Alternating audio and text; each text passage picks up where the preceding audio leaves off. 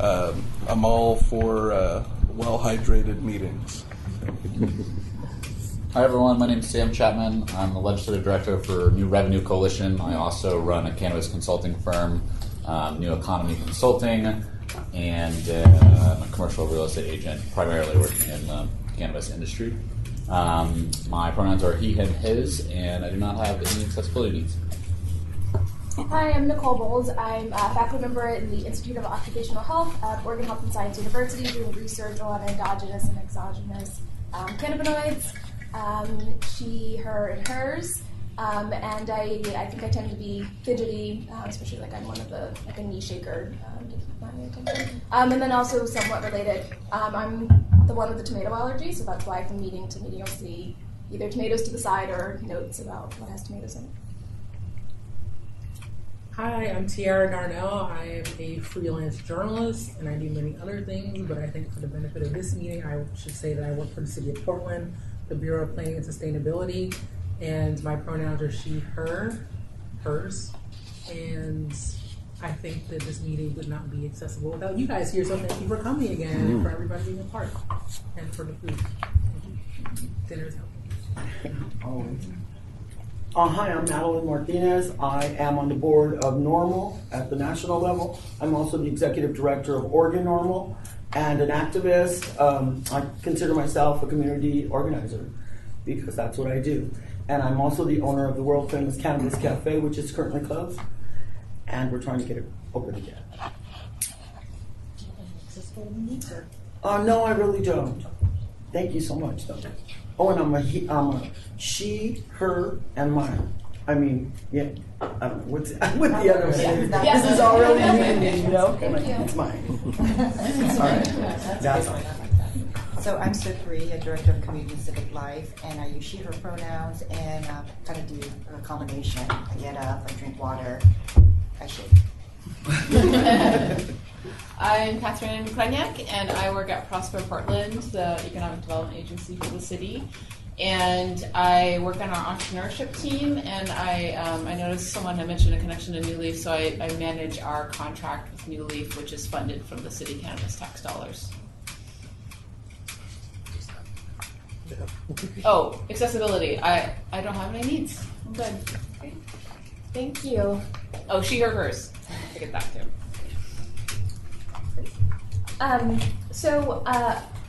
We had to move things around one more time to accommodate some family needs that came up, so Brandon's going to have to leave us a little early today.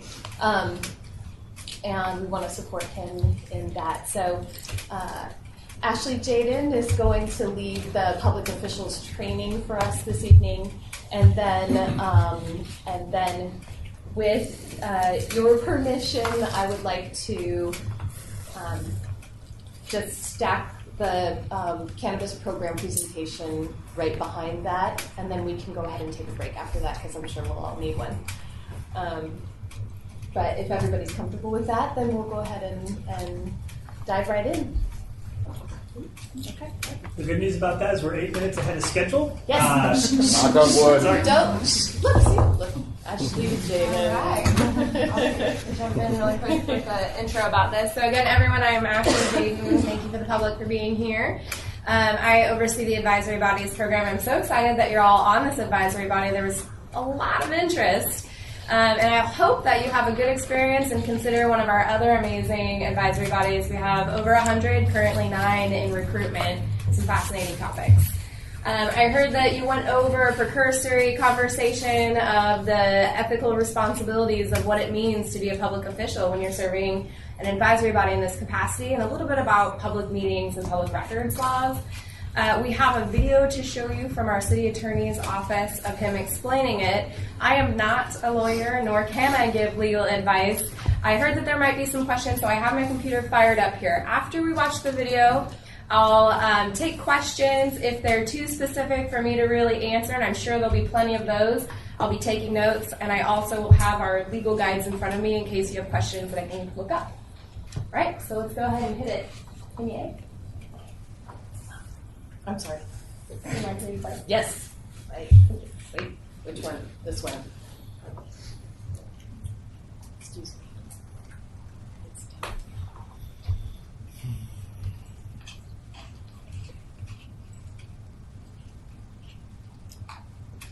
Oh, do you mind setting the settings a little higher for the quality?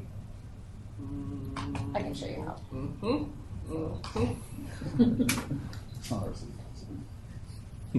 And I was thinking, what board was he in? Was he the county?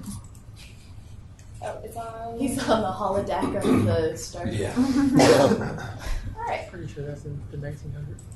Training for service on an advisory board or commission. And thank you for filling this vital role for the city. This presentation serves as an introduction to your ethical obligations that attach by nature of your service. I'm also going to talk about public meetings and public records. I am Tony Garcia, Deputy City Attorney, and this is a presentation I've created for city employees that work with boards and commissions and volunteers that serve on those boards and commissions. For the content in this presentation, you'll find that your Bureau liaison will be able to answer most of your questions. For any questions they cannot answer, they will contact my office for further advice. As you may have realized by now, by serving on a board or commission, you are now a public official. And with that comes obligations as required by city, state, and local rules. You'll note that where appropriate, the citation for the applicable rule is referenced within the slide. You'll find that most of the ethics rules are meant to prohibit financial gain by you, your relatives, and businesses you're associated with by virtue of your public service. I'll talk more about businesses you're associated with on the next slide. For now, I want to highlight that even sharing information could implicate the ethical rules. Note some prohibitions continue even after you are done serving on the board or commission. For example, ORS 244-040 subsection 5 prohibits a former public official from attempting to use confidential information for personal gain if that confidential information was obtained while holding the position as a public official. When the rules refer to relatives, it generally includes spouse, children, or spouse's children, siblings, in-laws, and other people who are close within a family tree. Please pay close attention that the definition includes someone for whom there is a legal support obligation or a person who provides benefits to that public official. For further clarification on who constitutes a relative, please refer to the statute. The idea here is that it is not just you, but also those people very close to you that should not benefit because of your public service. Now we will talk about business associations. The rule again is that businesses you are associated with cannot financially benefit by virtue of your public service, meaning your actions cannot directly benefit the business. For public corporations, think of entities trading through public stock. You cannot be a director, officer, or owner. For privately held businesses, these are businesses not traded on the stock exchange, including local businesses, the umbrella will be a bit larger in that you cannot be an employee or agent and make a decision that financially benefits the business without violating the ethical rule. The reason for this is the scope of the business associationship rule is to cover when you have a managing interest. So an employee within a publicly held corporation with thousands of employees may not have that management tie, whereas within a small business of just a few employees, it might exist. Here are the financial limits when the rules say interest or ownership. $1,000 in a private company and $100,000 in a publicly traded company. These numbers apply to the preceding 12 months of your service on the board. As I already mentioned, the benefit is not just you, but any of those covered individuals from the prior slide. While I use the word relative, remember it is a bit broader than that. Certain public officials are required by Oregon law to file an annual verified statement of economic interest form. For the city, this is elected officials and planning and zoning commission members. If you do file, it includes any business listed as a source of household income on that form when we talk about business associations. If you have an association with a nonprofit, even just as an employee, you should consider that the basis for a conflict and recuse yourself for participating in any decision that impacts that entity. If you're on the board of a nonprofit and not paid, you may still make a decision without violating the state ethical rules, but you should still consider whether the decision violates the city's rule prohibiting even the appearance of impropriety. The law recognizes two types of conflict of interest, potential and actual. The difference between an actual conflict of interest and a potential conflict of interest is determined by the word would and could. A public official is met with an actual conflict of interest when the public official participates in an action that would affect the financial interest of the official, their relative, or business they are associated with. A public official is met with a potential conflict of interest when the public official participates in an action that could affect the financial interest of the official, their relative, or business they are associated with. Most of you are on advisory bodies and are not making final decisions. Because you make a recommendation to another body, city council for example, at most you only have a potential conflict of interest. Accordingly, with a potential conflict of interest, you need to declare the nature of the conflict, but may still participate. Administratively, the announcement needs to be made on each occasion when the public official is met with the conflict of interest and disclose the nature of that conflict. For example, a board member would have to make an announcement each time when met with the conflict of interest, but only one time in each meeting. If the matter giving rise to the conflict of interest is raised at another meeting, the announcement must be made again at that meeting. Some boards and commissions make final decisions and must be aware of the recusal requirement for actual conflicts of interest. Note that there are special rules for planning commission members. Gifts are something of economic value given to you, your relative, or household for no payment or payment at a discounted price. The opportunity for the gift is problematic because it is not available to members of the general public who are not public officials. The law allows a $50 exemption per year in limited circumstances. The Portland City Auditor guidance on the subject is that in general, personal gifts should be refused or returned with a friendly but firm message that city officials are not allowed to receive gifts. A personal gift such as lunch or entertainment based on your official position or from someone with a legislative administrative interest under $50 in value may be legal, but no amount is too small to be ethically questionable. Public officials who are authorized or had significant role in a contract may not have a direct beneficial financial interest in that contract for 2 years after leaving their public position. And certain items are going to be exempt from the definition of a gift. Remember, the gifts relate to your service as a public official and possibly what interest the individual has in your position with the city. If someone you don't know and wouldn't normally buy you lunch says, "Hey, I hear you're on a commission for the city, let me buy you lunch and talk to you about it," that would be prohibited. If they have an administrative or legislative interest with work you might do with the city, then for that reasoning, it would also be an unacceptable gift. Certainly, if there are meals, entertainment that you receive by nature of your position, such as being at a ceremonial event, those are not considered a gift. Also, something that might recognize your service, such as a keepsake following your service. While this is not an exhaustive list on the slide for all of the exclusions, the common ones that you are likely to come across are listed. For further information, please refer to the opinions of the Oregon Ethics Commission, including the guide it publishes. This and other references will be on the last slide. Public officials must know that they are held personally responsible for complying with the provisions of Oregon law. This means that each public official must make a personal judgment in deciding such matters as the use of official position for financial gain, what gifts are appropriate to accept, or when to disclose conflicts of interest. For political activity, the provisions in ORS Chapter 244 restrict some choices, decisions, or actions of a public official. The restrictions placed on public officials are different than those placed on private citizens. You may not engage in political activity using city resources. City property, time, staff are included within this definition. Certainly you can express your political views on your own time, your own listserv, or social media, but you need to avoid associating it with the city. If a public official fails to comply with the operative statutes, a violation cannot be dismissed by placing the blame on the city.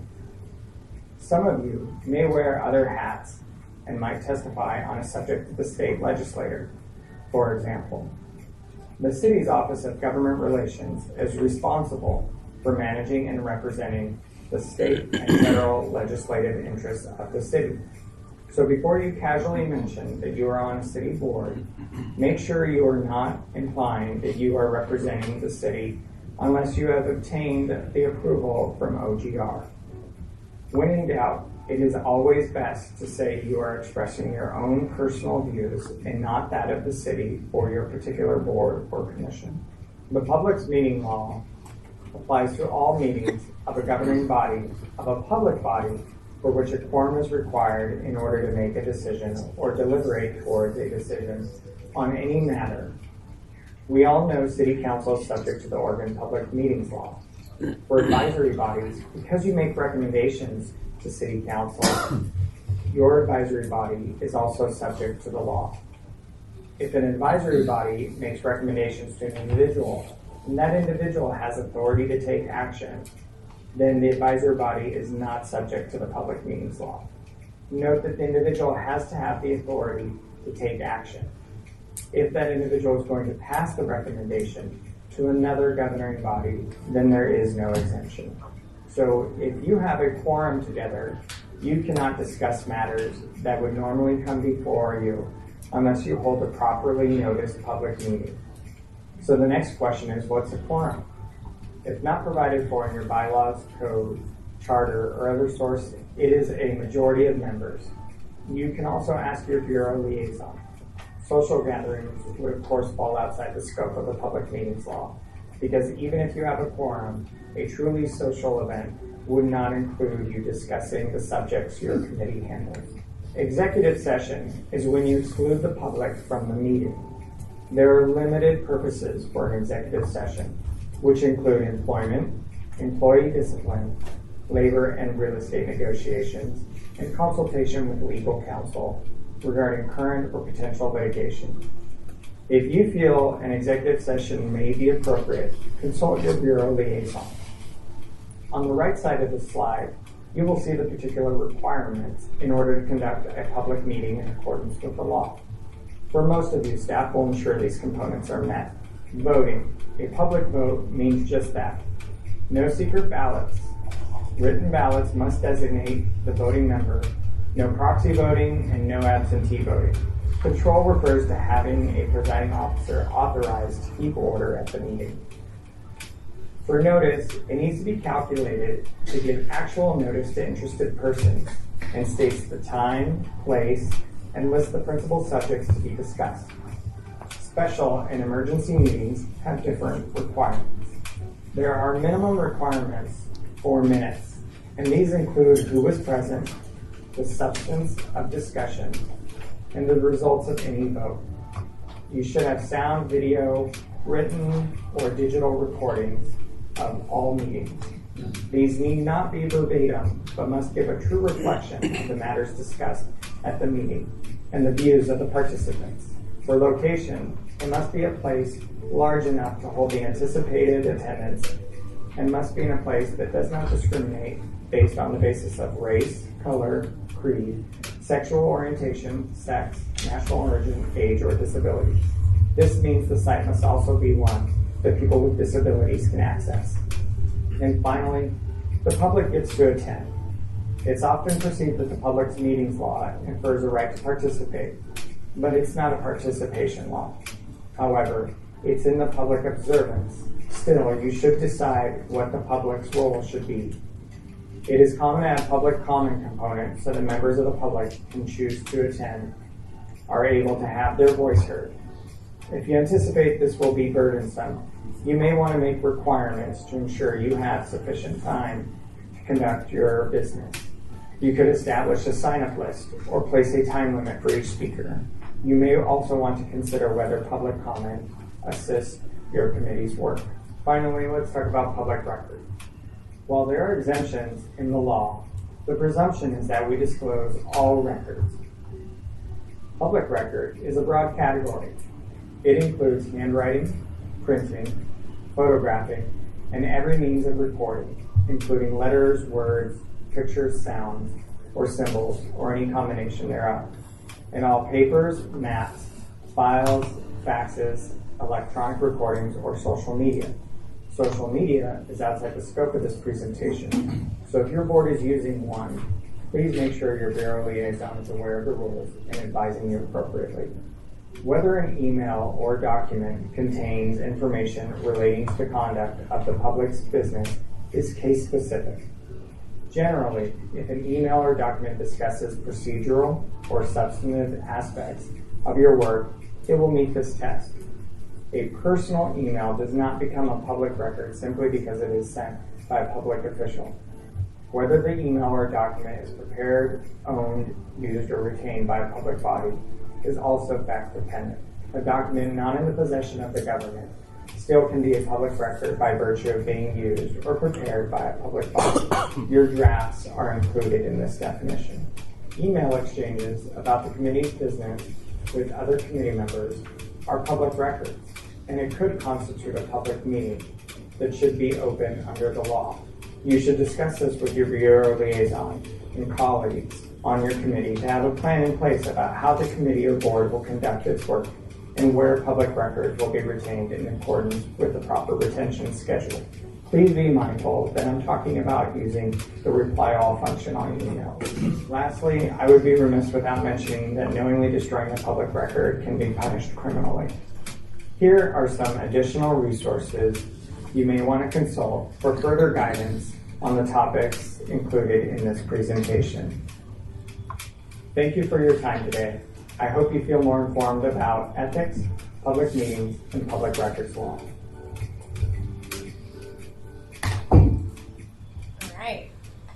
Just want to remind everybody this is a public meeting, and I understand you might have some detailed, legally based questions. All of this is on the public record. This is not an executive session with an attorney, because I am not an attorney, nor am I giving advice. But let's go ahead and open it up to questions. You'll see that I also put an evaluation in front of you. Now, you're all the first to see this video. So because you had so many questions and I wanted to make sure that this was valuable for everybody after you, if you could fill that out on the training and let me know if anything was missing, that would be great. I also got larger print in case it's hard to read the version I gave you.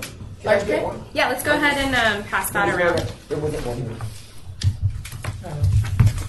Members of the public are welcome to take the survey too. Yes. May I start with one? Yes. That came up last meeting. So this advisory body reports to the Bureau Director. And so to the best of my understanding, that means that if there are decisions being made that may affect or potentially benefit a business, if someone's representing that business here, that because the public advisory body reports to the Bureau Director, that would be a potential conflict of interest that would need to be announced, but not an actual conflict of interest. Is that correct?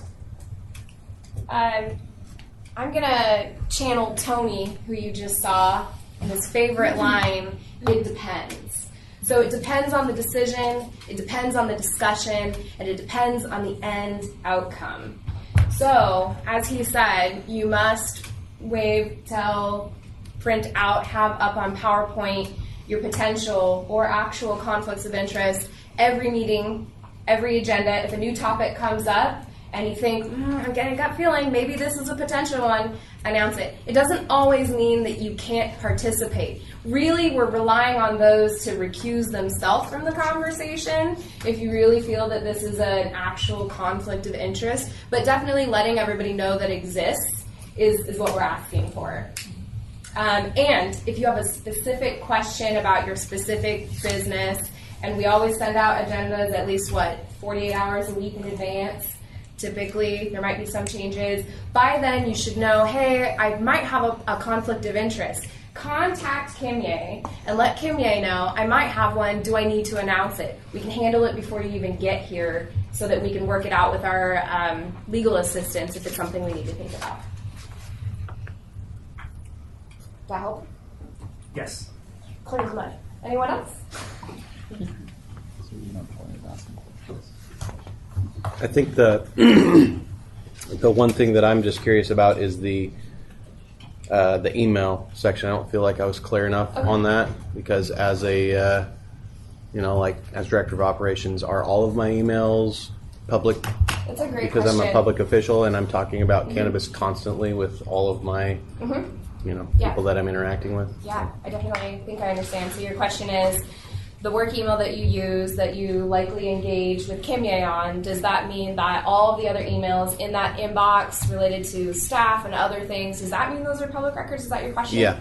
Okay, so if you ever meet city employees, you'll notice that often they have a personal phone and a work phone. It's not just because we're afraid of butt dialing our bosses, although that is real. It's also because we don't want any kind of mix-up that we were doing personal emails on a personal phone. So, yes, you can do all the emails related to the committee on your work email. You would need to make sure you retain those records. If we needed those records from you related to the committee's work, not related to, hey team, let's bring donuts in, none of that is considered public record. It's considered public record if it moves this work forward, if it's part of a decision, if it's asking about something going on the agenda to Kimye. That's when it becomes a public record. It's about what you're talking about, not about where you're talking about it. So why do we have different phones? It's because we try to separate as much as possible what we're doing in our personal lives from what could be public record. And the reason why we do that sometimes is because if there was any kind of litigation, we wouldn't want our full computer, our full phone taken by the city to be looked at for a couple days to a week. So we try to separate it as much as possible. What could this mean for you? This could mean that instead of using your work email, although it might be preferred, you could create a new email called cpotdaniel@gmail.com. And so you know that any email related to CPOT would be in that Gmail separate and away. So it's really about distinguishing. Or your best practice might be CCing Kimye on every email related to CPOT, and then Kimye is the one that will hold on to that for you so you don't have to worry about any of that. And that includes talking to other members. So if you're talking to other members about CPOT, that is a public record because it's related to a decision being made or moving something forward. If you're talking to someone saying, hey buddy, can you make sure to set aside a cup of coffee for me? That's okay, not public record. It's really just transitory information.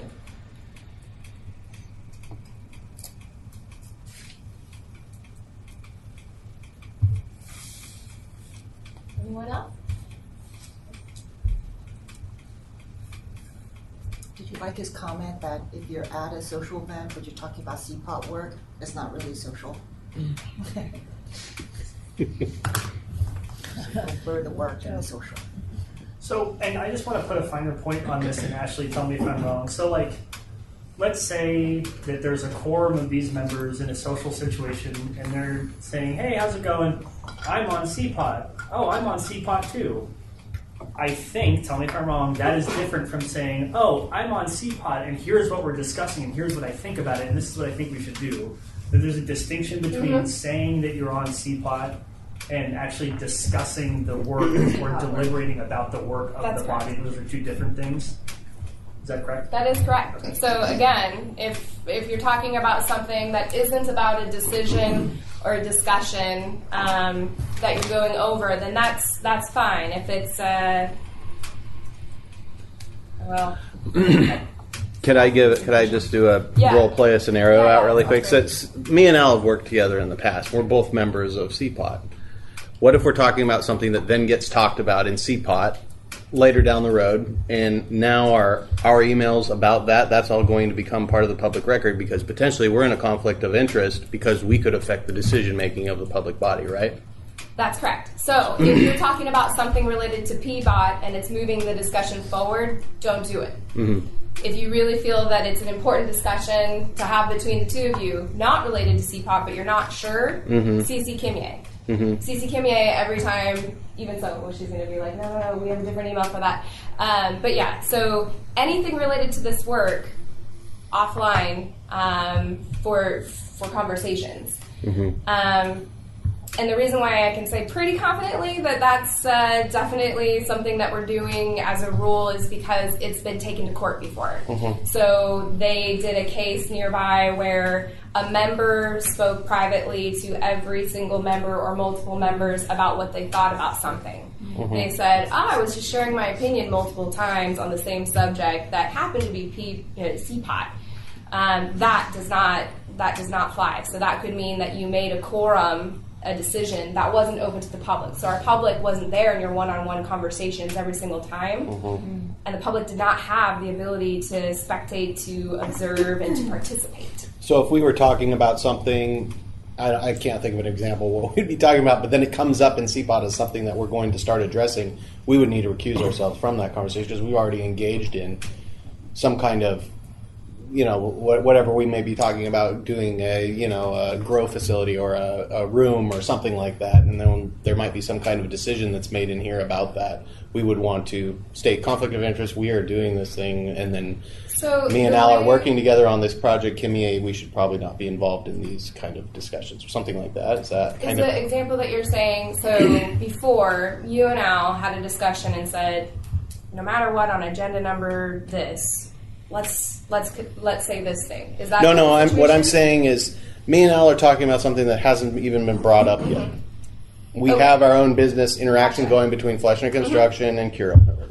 And then all of a sudden it comes up in the meeting. We need to make sure that everyone is aware that we might have a conflict of interest right away, right? Well, so the discussion that you're having is not necessarily a conflict. That's not the conflict of interest. The conflict of interest is related to will you financially benefit from a decision being made? Right. So the fact that both of you talked about it doesn't make that a conflict. It would be a conflict where both of you individually, but the talking to one another doesn't make it a conflict. The talking to one another makes it so that you're having discussion about something that could move toward a decision without the public being present to benefit from it. So if you talked about something, you already know where each other stands. What I would imagine that would play out in a meeting is saying, hey, Al and I, we definitely go back, so we might have discussed this before, but here's what I think for the sake of everyone's discussion. Here's what we've discussed before. Let's put it out there. Okay. Other groups have started meetings with, I don't know what they call it, but it's kind of like confessions. They say, I have talked to this member on this day on this subject. And they'll start every meeting with anything that could even appear improper. So they'll start with, I talked to a city employee about this subject that we're talking about. And that's the way that they hold themselves accountable. Thank you. And by the nature of the work, we know that you're all going to be interested in it, impacted by this work. That's known. What we'd like to know is when you have an interest. Is there a timeline in which that needs to be disclosed? Every meeting. Every meeting. Every meeting. So, And if a new subject comes up during the meeting, here it is. Wait, oops, guys, forgot to tell you I might have a potential conflict of interest. Just so that everyone's aware of it when you chat about it. So I start this meeting or next meeting? It's every meeting. So even in a previous meeting, you would say, oh, last meeting I had this conflict of interest. Kimmy documents it. That's her job. She's going to document it. She's going to probably put it up on a PowerPoint screen, maybe a printout list, and she's probably going to say, is this still right? Do I have it? Is there anything missing? And you all can correct it, add to it, go from there.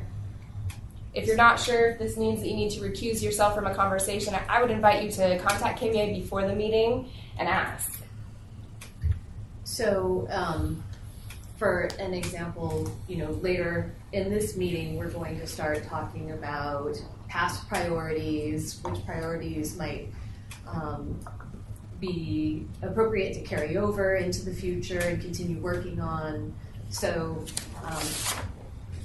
I would give the group an opportunity to disclose any potential conflicts of interest before we engage in that conversation. Yep. So when you apply to be part of this committee, before you turned it in, you had to sign all of your actual or potential conflicts of interest. That was part of the application process, so that should have covered you for, intros, highs, and howdies. Now that you have actual agendas and agenda items, you should have a clearer idea of when you have a conflict of interest. And we have a website that I can send through Kimye to all of you, where you can download the conflict of interest form all on its own, fill it out, bring it with you. Have it there and ready for the discussion. If you find that something needs to be added, Kimye could probably just hold on to it in a file system. I don't know, my nail lady does it with our nail files, but she can have your name here. Every time you come into the meeting, you can say, I need to add one. Can I pull that out? Pull it out, put the date, add it on the running list. And if you have more specific questions that you require attorney-client privilege or other things, you can send them to Kimye, and she'll put them in a list, and Tony will address them. If we have questions about this after this session, where do we direct them? Okay. Kimye, and she'll route it through me, and me and Tony will provide an answer. Maybe in person, if there's more questions than we can get through, more nuance. But it's likely something we've seen before or heard of before, because we have over 100 advisory bodies and a lot of really invested folks in this city. Correct me if I'm wrong. Pretty much all of us who own a cannabis business within the city of Portland, any policy could be a conflict of interest. But I mean, what are you gonna do? What you do is you tell us, Yeah, which is the I rule, know. No, and then if it's something that's a concern that might be unethical, maybe you're in a position where you're wondering, is this ethical for me to participate? At that point is when you choose to recuse yourself, if it's an ethical conflict.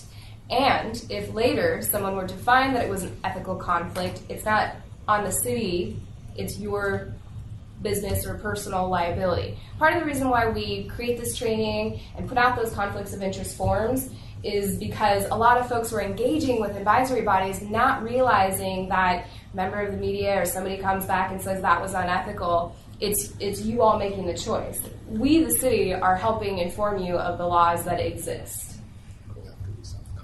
And if you do have to recuse yourself from something, does that mean you're just not even supposed to be in the meeting? No, you or can still just sit here and not participate? Recusal would be, I have something to add. I'm not sure if it's unethical or not, but here it is, marked on the meeting minutes.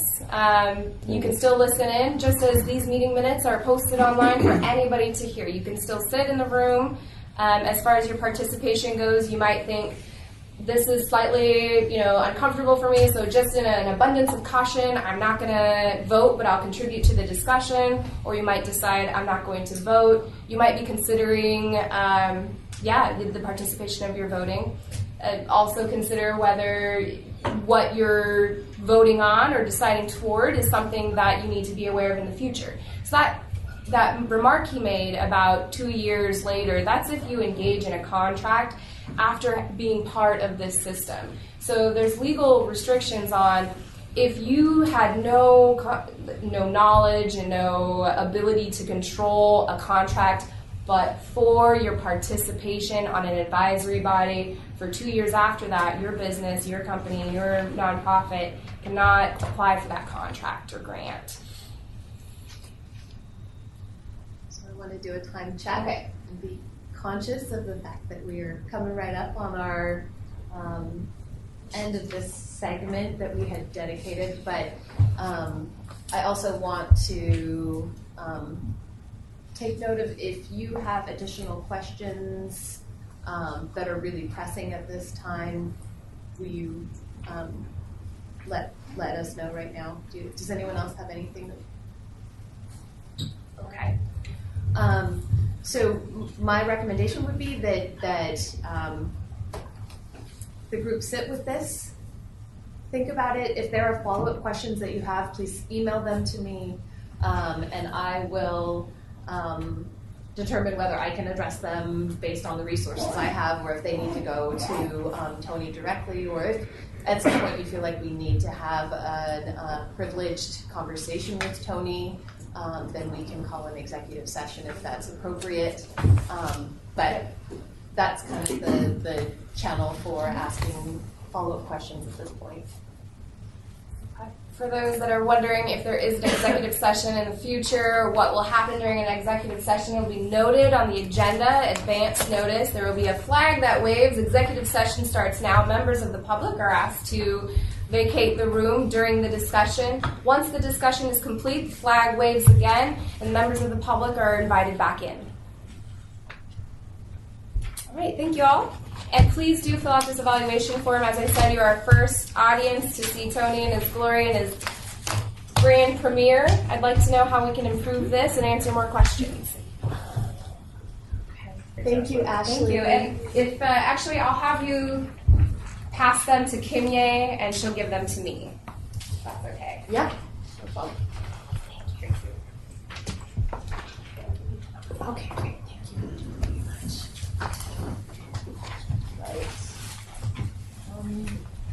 So like I said, we're just going to dive right in with the program presentation. Brandon has been practicing in his office all day long.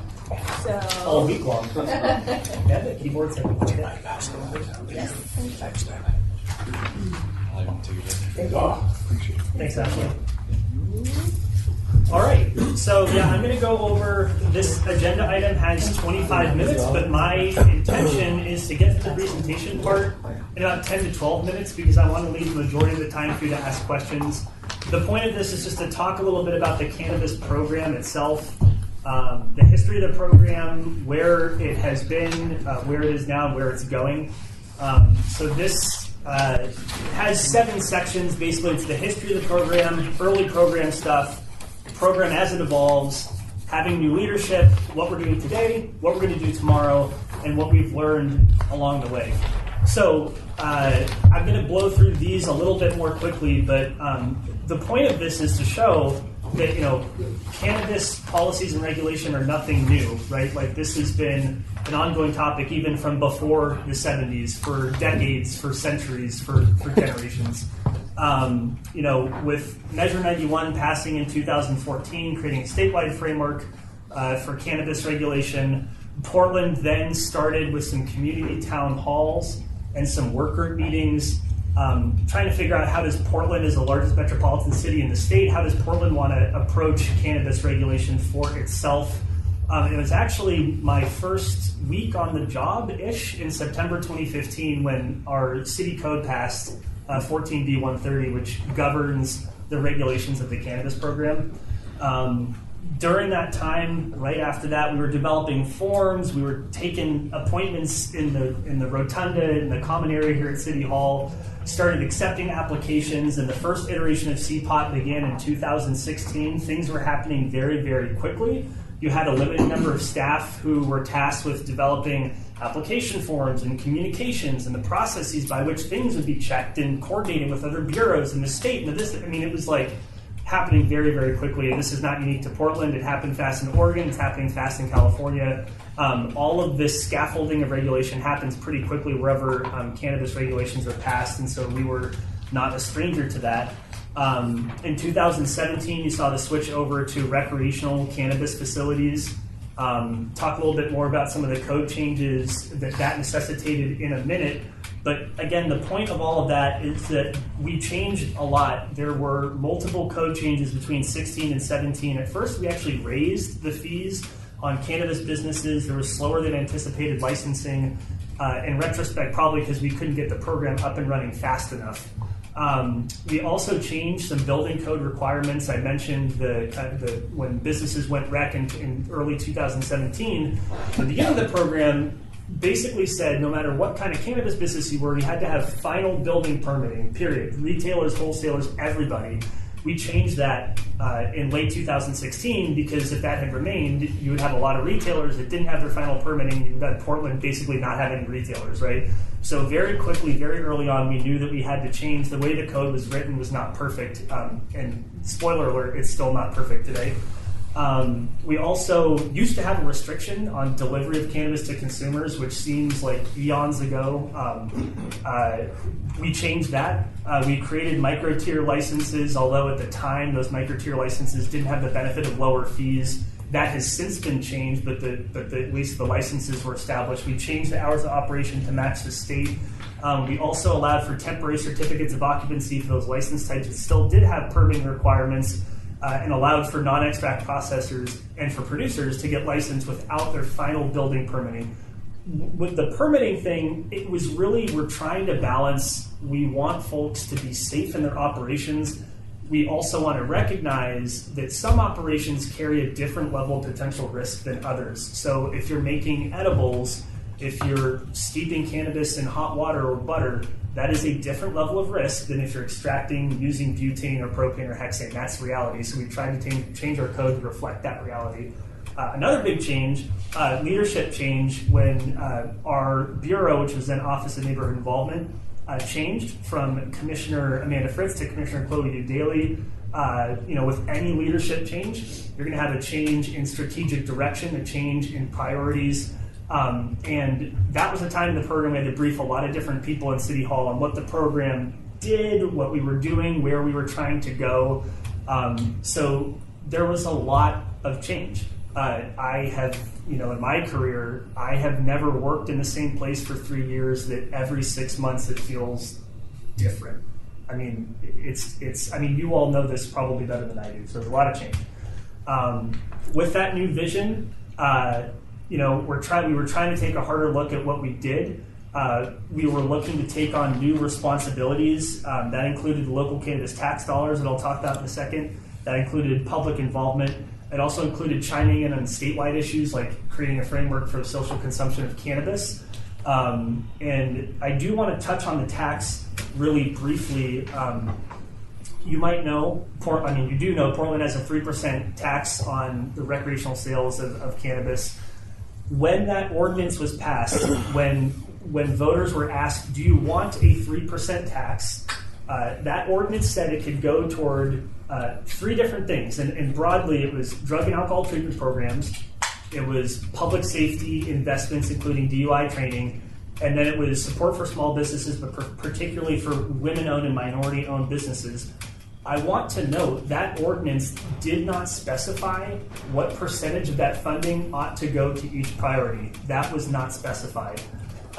So what ended up happening, the mayor's office and the budget office made some decisions about how those big 3 buckets of money ought to be allocated. Some of that money went to the police bureau, some of that money went to the Bureau of Transportation, and then some of that money went toward a couple different public involvement processes. One of them, that grants were managed by Prosper Portland, which I'll talk about in a bit. Others that were managed by the grants office. And during fiscal year 17-18, there was $500,000, $500,000 allocated to that third category that we can call the social equity bucket of considerations. So in 2017, Commissioner Fritz and Commissioner Udaley met with stakeholders in the cannabis industry to discuss what those specific priorities ought to be. I also want to note that at that time, the cannabis program was kept wholly separate from these processes. The thinking at the time was that our program shouldn't be involved in how this money would be allocated or decided. And so for a long time, our program was separate from these processes. During that stakeholder group series of meetings, they decided that the priorities for that $500,000 ought to be record clearing and expungement, small business support, and workforce development. Groups applied for funding in early 2018, and by mid-2018, the funds, shouldn't say awarded, but the decisions had been made to allocate them by 2018.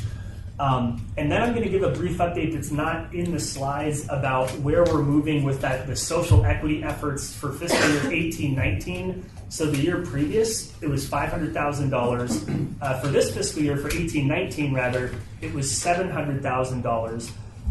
That money is going to be going towards 4 priority areas, 3 of which are the same: record clearing, workforce development, and industry support and technical assistance, particularly for minority-owned businesses.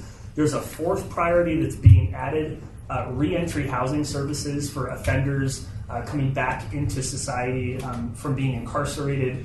And as was the case in 2017-18, 30% of that $700,000 is going to Prosper Portland for the industry support and technical assistance part of it.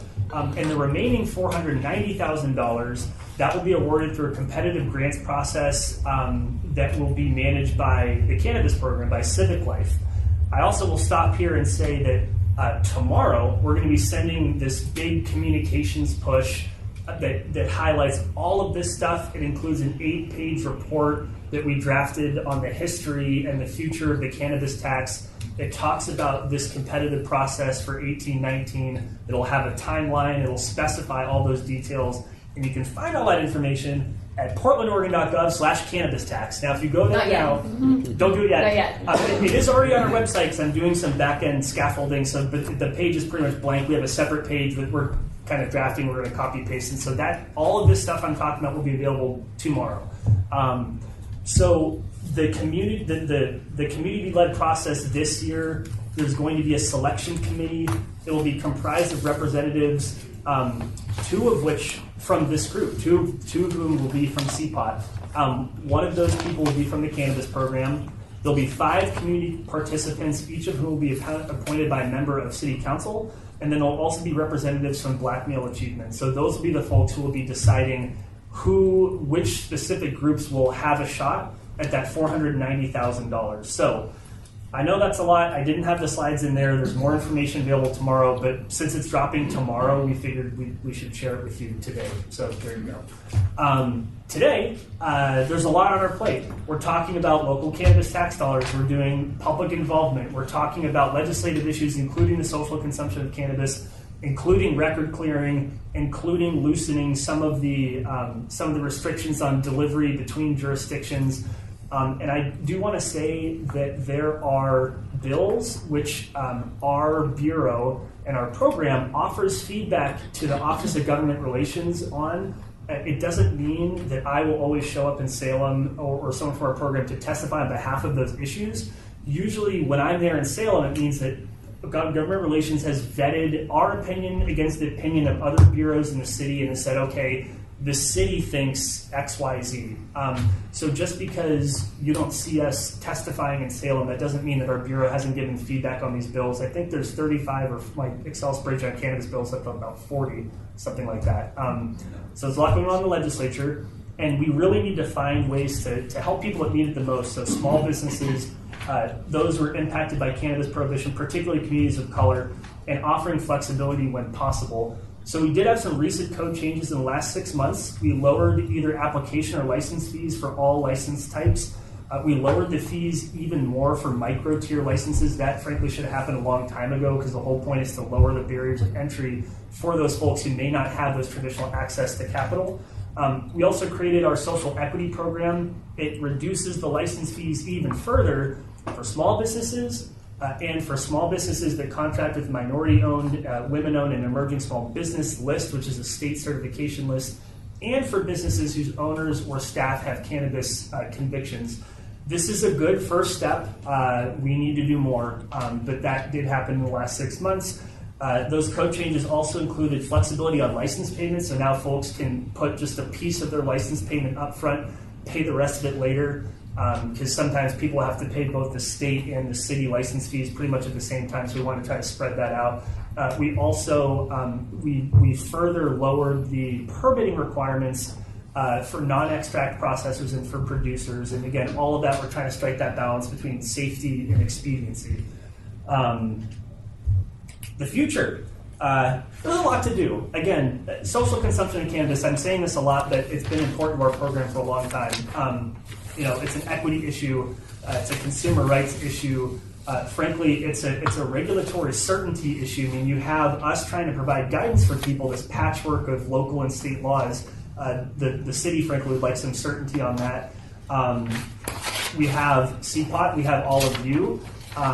Specifically focusing on equitable processes and outcomes for cannabis businesses and others in Portland. Would like to strengthen the social equity program. At some point, we will have a City of Portland cannabis podcast. But there's more than that. There's I may have mentioned the last meeting, we're commissioning a market study that will look at Portland's cannabis business marketplace in the next 1, 3, and 5 years and try to anticipate how the market might grow or contract based on state pressure, based on city regulations, and specifically we're hoping that will help us better inform our policies and also better tailor our license fees. We really don't want to take in more money than we need. That's not the point of our program. Also, that City of Portland Cannabis Guide, it will be out soon. We worked with the Bureau of Development Services to create, as much as we could, an all-encompassing guide. If I'm a cannabis business in Portland, if I read this thing, I should have a pretty solid understanding of who to talk to, of where to go, in language that is not bureaucratic. It's not super technical. It is supposed to be a resource, a comprehensive resource. And again, that frankly should have been out a long time ago, but that is right now. It's in, I think, graphic design. And there are unknowns. Interstate commerce, the federal government may be changing. Sampling, new products, new delivery mechanisms, and then the unknown unknowns are the things we don't know because we don't know enough to them. We don't know that we don't know them. So, I mean, again, this isn't unique to Portland, right? This is any state, any city, or any business that deals with cannabis. Stuff changes, and there's a lot of change. So, what's the point? The point is to continue adapting and changing. And by what's the point? I mean, what is the point of our program? What's our program's responsibility? Is to continue changing and adapting. We believe if we're asking businesses to meet a high bar, we ought to help them meet it. The goal is not to punish people, it's to help. We want to connect people, we want to help, we want to be good public servants, and we know that cannabis businesses have unique challenges. I mean, cannabis businesses face restrictions and hurdles that other business types don't. Full stop. We understand that.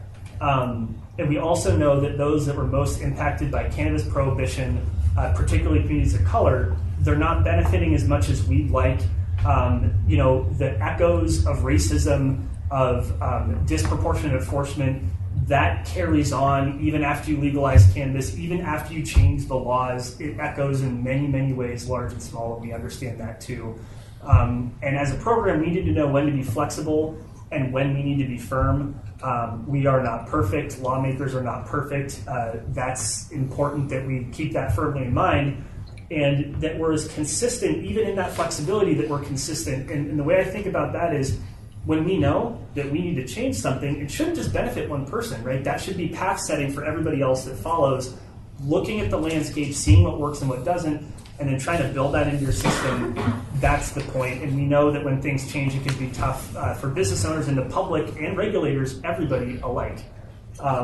So with that, the program, we want to be connectors, we want to help, we want to be good public servants, and that is the end of my spiel. And with that, I don't know how much time we have, but I think it's a little bit. Actually, you have about 15 minutes because the update on the cannabis tax was going to happen in the updates portion. Great.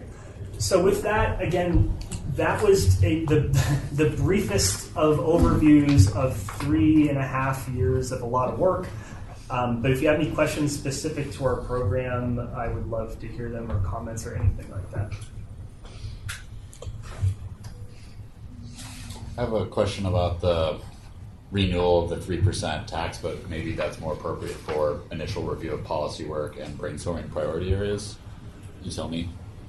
Go for it. Yeah, does that tax have to be renewed? Like voted on again by the people, or it's voted on once and then that's the language? in perpetuity.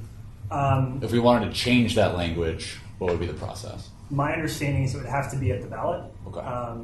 Don't quote me on that, even Sure. though I'm being quoted on the record, but Yeah, my yeah, yeah, understanding is it would be a ballot, Okay. ballot measure thing. Okay. Oh, I should also mention that, as you know, Alexander from the auditor's office was here last meeting. They're getting pretty close to releasing their findings of that cannabis tax audit specifically. My understanding is the timeline, I don't want to put words in their mouth, but it looks like a month-ish when that will be released. We will be looking extremely closely at those findings, so that's something to look forward to too. A follow-up. It's the program that decide, or not the program, but remind me who it was that decides on the allocation of those three categories, the percentage that's going to each one. Our best understanding is that those decisions were made by the mayor's office and by the budget office. My understanding is that the process by which it is decided is through the general budgeting process. Okay. That's how it is right now. Got it. That doesn't mean that that's how it will always be. Right, or that it specifically or necessarily sits with one office, but it's part of the larger coalition of offices that work on the budget. Right. Okay. Yeah. Thank you. You're welcome. Any other questions or comments related to the program and what we do? I guess on the comment side of things, being there in the very beginning or before the beginning, you guys all started implementing this. Well, we've come a long ways. I mean, it was quite the show in the beginning, and it was unbearable. But I mean, just seeing the progress in such a short amount of time, it's good, man. I enjoyed renewing my license this year. It took about 10 minutes and no attorney's fees. But yeah, we got a lot of work to do. And I think kind of what inspired me this year was a social equity part. And then seeing how our tax style business in another city and where their 3% goes, who knows. But I mean, these are things that no one likes to pay taxes, but if we're going to pay them, at least it's going to something helpful. Thank you. And to the tax piece, I mean, one thing that I can definitely say is that moving forward, our program's goal is to make sure that folks better understand the entirety of the tax, not just the social equity efforts, but that, for example, there's a website you can go to find information about the whole thing. That people, when they sit, when media call and they say, what happened here? Who made this decision here? That again, this rather lengthy, but I think necessary 8-page report can detail here is what happened to the best of our understanding. That's really important, right? Because, I mean, again, with all this stuff, whether it's application license fees or tax revenue, it has to be going to something that's working, and people deserve to know how those decisions were made. I mean, that's super important. So just want to make that clear too.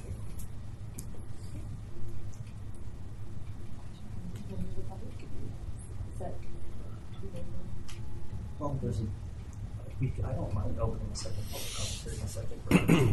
Okay. Let me ask the group if they would. Oh, yeah. We have a question from a member of the public. Well, more so like a comment and also piggybacking on what you were saying.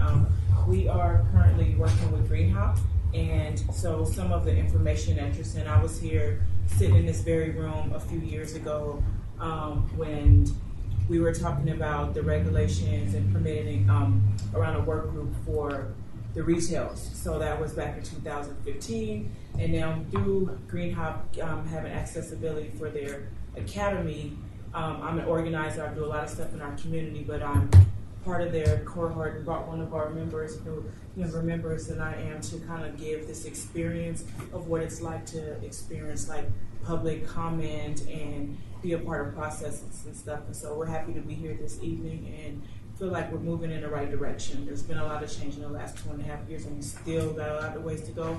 And with this cohort and this program, it's helpful that folks can see themselves in the business in some aspect. So thank you. What was it? All this work. Laquita. Thank you for Yeah. sharing. Thank you for being here. If you wouldn't mind holding, we do have a public comment period scheduled for the end of the meeting, and I want to make sure that we hit some of these other agenda items that some of them got bumped from the last meeting, but if you wouldn't mind waiting to the end, thank you. We will make sure to protect that time. All right, does anyone else have any programmatic questions? I mean, this is an evolving discussion and conversation ongoing, so this isn't the only opportunity that we'll have to continue to have these conversations. Is this the moment where we're reviewing the focus area review sheet that was provided with this worksheet and what we want to carry over? Is that something we're doing later on? That will happen after we have a little bit of a break. Okay. So that was the piece that got a little rearranged here. So 7:15 now. Brandon, anything else that you wanted to? Yeah, unless there are any other questions, I'd just say if you ever want to chat, reach out to me, call me, email me, come to my office. I'll come to your office. I'm pretty accessible, so just let me know. As long as it's on the record. It has to do with CPOT. question. I have a question. I mean, just because it's really hard to give a presentation about, like, I don't know how many years was that. That was like, what, 3 years of work or something? I mean, you hinted at a little bit at some of the things that you wanted to change. I'm assuming you have like a laundry list of like so many things where you're like, I wish we could change this, We that, do. and this. We have a... Is this that list? No, we have so there's a working draft that is basically a vision document for the program. It's also serving as a de facto punch list. It's still in draft form. This will become public at some point in the not too distant future, but it does outline in 4 big buckets with specific things we want to do in the coming years. And the 4 buckets are equity and community involvement, providing cannabis options for consumers, supporting locally owned sustainable cannabis, and being driven by informed regulation and public safety. So we have a number of items in each of those buckets, some of which we're already working on, which is sort of like based on council's intent, council meetings, and the direction of our commissioner in charge, where the program is going. It's not quite ready for prime time yet, but yes, and that's about another 8-pager, but yes, we do have that. And how does this discussion we're about to have interface with that, or is that a totally different? So this discussion we're going to have is going to help. We'll inform that definitely as well. inform this for sure. Yeah. And my understanding is not only will it help inform the vision and goals for the program, but that the work of this group and the report that is created at the end of each year will also help to provide input and inform discussions that are happening at the bureau level. The commissioner is also very interested in hearing the priorities that this group moves forward, and also it will in some ways inform future priority setting for the cannabis tax dollars that are being coordinated by this program as well. So the input, the conversation and the discussion around priorities that takes place in this group, all of that will be used to help inform and establish some of those priorities for all these other components, cannabis-related components within the Bureau. My understanding is we'll have Commissioner Daly staff here next meeting. Is that the plan? Yes, Commissioner Daly's staff has asked to be invited to and have some time on the agenda at the next meeting. So I think there'll be an opportunity there to ask some direct questions as well. Winta or Marshall or we know? Winta, for sure, and I haven't been given indication as to anyone else, but there's potential for others. Okay. If there are no other questions around this piece at this moment, why don't we go ahead and take the 10-minute break. I'll pause the recording. If people could be back here just before 7:30, and then we'll get to work on reviewing some of the past focus area items. All right, welcome back. Hopefully you had a chance to stretch your legs, talk about something else for a minute. Brandon included a big piece of the update that I wanted to share with you, which is great. He did a fantastic job talking about the information around the what are now going to be called the Cannabis Social Equity Grants. They've had a number of different names over the last year, but that is what we're moving forward with, and we fully expect that after this initial communications push tomorrow, that the call for the funding opportunity will go out some point mid-April. So it's fast and furious around here, but I also wanted to create a little space in the agenda, just a few minutes here, for anyone else who had updates that they wanted to share. Dr. Knox had reached out to me previously and was expecting to be at this meeting, so I'll have to follow up with her. But she had been surprised at not having heard of the conference that Catherine was nice enough to inform me was going on. And I shared that information with you guys as soon as I got it. But very shortly after that, Urban League hosted an event with Earl Blumenauer and Lou Fredrickson. Were you there, Sam? No, I just know he was there.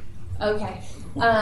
And we hadn't been aware that was happening either. So I just want to say on behalf of Dr. Knox as well, let's take the opportunity to also use this connection and the connections that we have more broadly to make sure that we're sharing information with each other around amazing events and opportunities like that, other conversations that are taking place. And if you would like, we can also try and find some space within CPOT's own webpage to have kind of the upcoming events space or calendar there where we can help keep the public informed of opportunities that are coming up that we come across. So that event wasn't really very well advertised as far as I could imagine. I was at another event and somebody handed me a card and she said she was Miss Oregon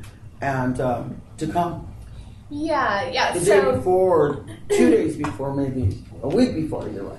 It was the first one. Right. Yeah. But it was very interesting, not well published, not well advertised, and I'm kind of diverse, but I wasn't there. Well, and you know, there may be opportunities, and you guys may decide that there are ways that our program can and should be more involved with hosting or pulling these things together or supporting them out in the community in some capacity. So those are conversations that can and should take place here as well. So that was the bulk of what was in that update space. Moving forward, if you choose to keep an agenda kind of space set aside for updating each other, current events, I kind of enjoyed the sharing of headlines, but we can keep that reserved on the agendas moving forward as well, if that's something that you guys find of value. Okay.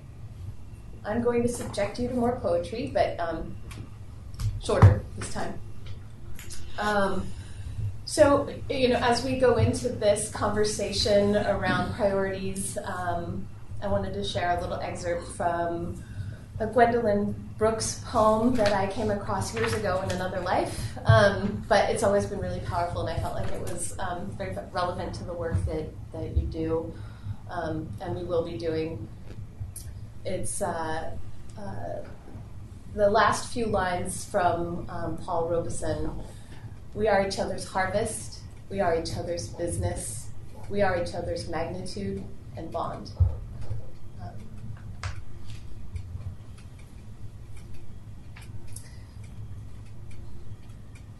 So as we start to talk about what have been past priorities and moving forward, this whole concept of cultivating and culture really resonates with me, and you know, when you look at the root words,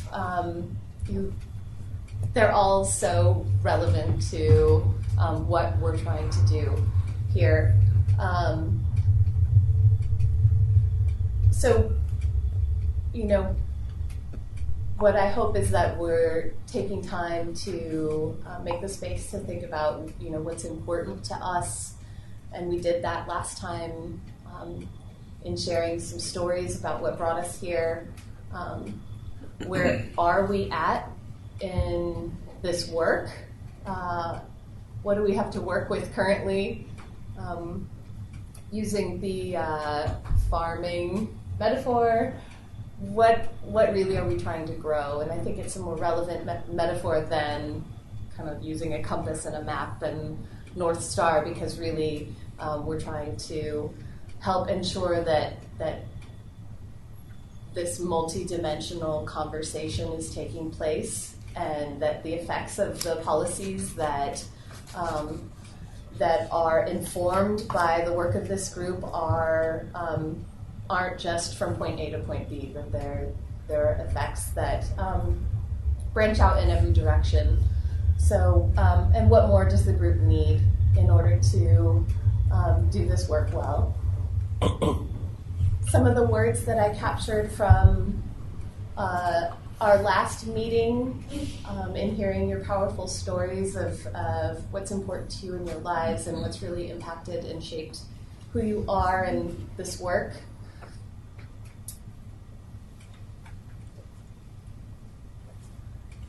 And then in looking at this, other things to factor in as we go into this conversation are what has already been established at the city level as being guiding principles. And the 2035 comprehensive plan comes as close as I could find to any sort of vision on behalf of the city of Portland. But the 5 elements that are called out within the guiding principles are economic prosperity, human health, environmental health, equity, and resilience. And you can learn more about those pieces. In that document, it really goes into more depth around urban planning, but the guiding principles, I think, are relevant to any work that we're doing for any of the bureaus.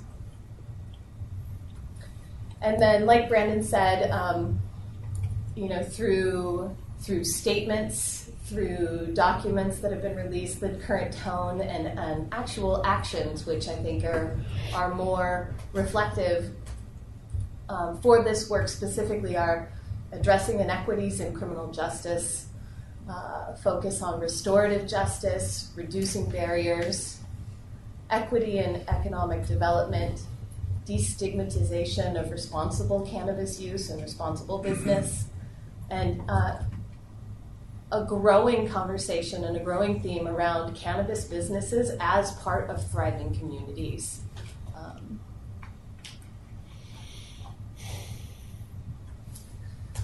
Some of the ways that the city has reached out over the last few years to include and solicit and engage with community members and gather input: the Marijuana Policy Task Force, the Community Stakeholder Work Group, which then led to Portland passing City Chapter 14B 130. And then Commissioner Fritz had some requested focus areas in the first cannabis allocation of the cannabis tax dollars. CPOT identified some priority focus areas beyond that, and this is just kind of hitting the main things listed in the focus review handout that is part of your packet. And some of you here participated, and actually many of you participated on some of these different groups. Then Commissioner Udaley's Minority Cannabis Cabinet, and resulting from that, some of the code changes around the social equity program, kind of opening the door to movement based on the recommendations and suggestions coming out of those groups. So before we go into the first conversation, I wanted to create a little bit of space for anyone who participated in any of these community involvement groups to share a little bit about what that experience was like and what really valuable, what was really valuable to them coming out of it and resulting from that work together. Al, did you participate on the Minority Cannabis Cabinet? Yeah, I was actually invited in by Jesse Horton to be part of the inaugural minority cannabis cabinet. Laura was on it too, and Dr. Knox was on it as well. We obviously went through and identified a lot of different priorities, which is on, the recommendations list here, and that actually also dovetailed into the work because some of us were also invited to be on the Cannabis Tax Allocation Steering Committee. So we basically brought a lot of the different initiatives that we determined on the cabinet and further brought it to a different level with the Tax Allocation Steering Committee to really have some teeth and move some different initiatives forward. And obviously now the work of New Leaf and Prosper Portland, that's all come to fruition. So it's really nice to see actual work at the stakeholder level actually coming and being realized and taken advantage of by not only the cannabis community but also benefiting the city as well. So we don't have it on here just yet, but I know that BDS had hosted a series of focus groups as well with business owners to address some questions and to gather input and feedback around people's experiences working with BDS through the licensing process, and a lot of really good stuff has come out of that as well. And Jay Shoemaker from BDS, who was planning on being here for this meeting, has requested permission to have time on a future agenda to report out to the group around some of the feedback that was gathered during the focus groups and some of the action items that came out of that. So I will circle back as soon as I know when he'll be available and check in with you guys around when to put that on the agenda. So originally this room was set up in a much more collaborative format. Unfortunately, we had some technical difficulties. There was a screen there, so next time we might be facing this direction rather than in a straight line. But if you could take the next 10 minutes just in pairs with the people sitting next to you, one person sitting next to you or two, and taking a look at the priority list, which you've had a few weeks with now, please take some time to discuss a priority from the existing list that you would carry over, why that's important to you or why you think that should be carried over. A priority that you are bringing to the conversation, to the table today, that you would like to add, and why. And also, if you're aware of any other groups, city, local municipalities, states that are doing, or organizations that are already doing good work in this area, or are setting up a good model for how to do this, please share that as well. And you have a few minutes to talk with the person next to you about this. So if you could pair up.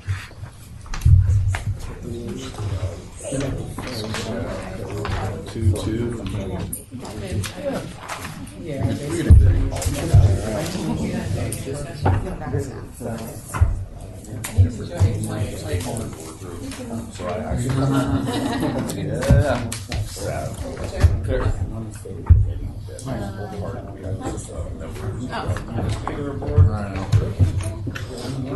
Are you on a new report? I wasn't. I went to all the. Oh, you went all the meetings. I was like, yeah. I was like, I remember I was the one that was. You were these three. you see the legal markets, like 2 out of 3 of them. But it's funny, like,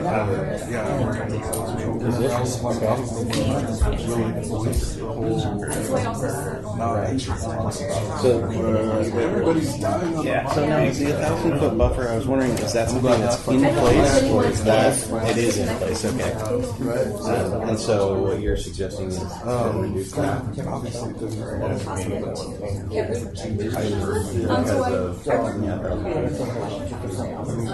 City blocks. I mean, the bill that you're trying to pass would encompass, the social consumption, the tourism, Laura, I'm going to put you closer to one of these groups. Okay, I appreciate it. I was just making some notes here. Because the city's already done, right? A little proactive work. I think like they're trying to like help people like figure out their effects. Also, most people don't know that the city's willing to respond. yeah, I think that's Most people don't know that. Well, I don't think it's legal. So we're going to add to that. like we were talking about last time about that person being busted in One meeting with you, center close to the speaker here, and you can hear her. You don't have so much specific attention. well, it's been repeated. Hi, guys. And that's why we just talked about Stephanie brought up the 1,000-foot buffer as one thing she was thinking get them to carry over, and we were just not getting into the cannabis tourism. Sorry, I didn't hear that last part. Cannabis tourism is the next one we're talking about. Okay. Yes, about bringing that priority over. Carry Good idea. and the 1,000-foot buffer to be addressed. Maybe it's too prohibitive to retailers because 1,000 people. What option do you have? Oh, interesting. Interesting. With people. Portland, there's a whole bunch of different ideas in there. And then I was gonna further on the marijuana tourism. I wanted to, because of last week's discussion or last month's discussion about that person getting busted in Mississippi. Public giveaway at the airport. That's right. It's already happening. Stigmatize that. When you go to the airport, we're nervous about I'm really excited. Anyway, I just wanted to address that. That's a good idea. Next to the beer garden on the same time. Can't hear you.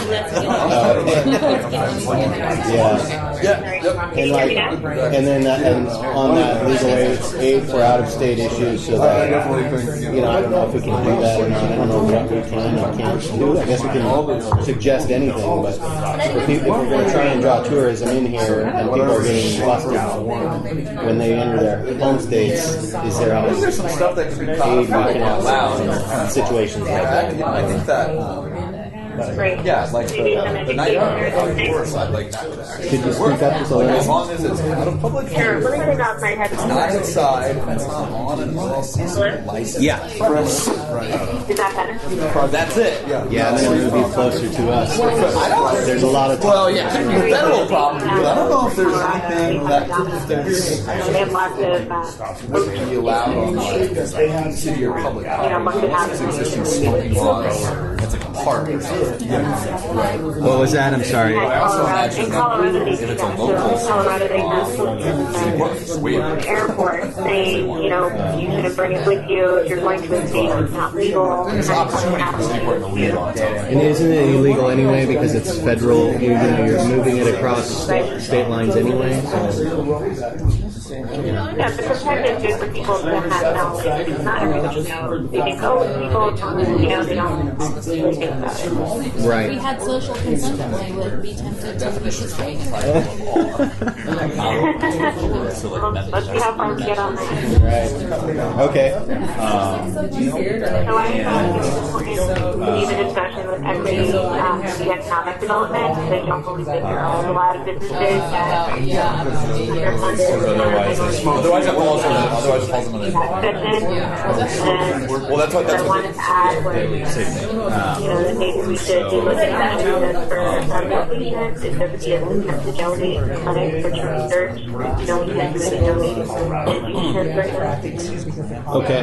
about that. And we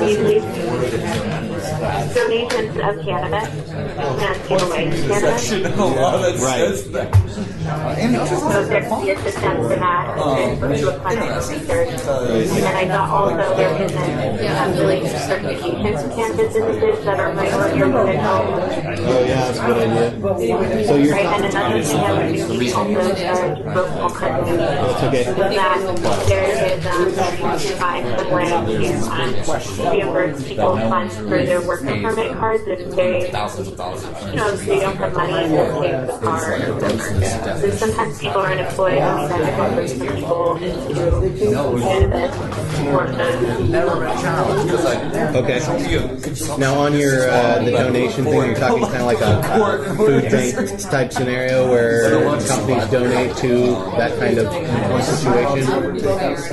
Well, yeah, so if somebody is registered they're, they have a research license where someone is clinical or hospital or doctor, they want to be able to, look at the medicine or, have a license somehow. It was a lot of ideas floating around about trying to get I don't know how smart that was.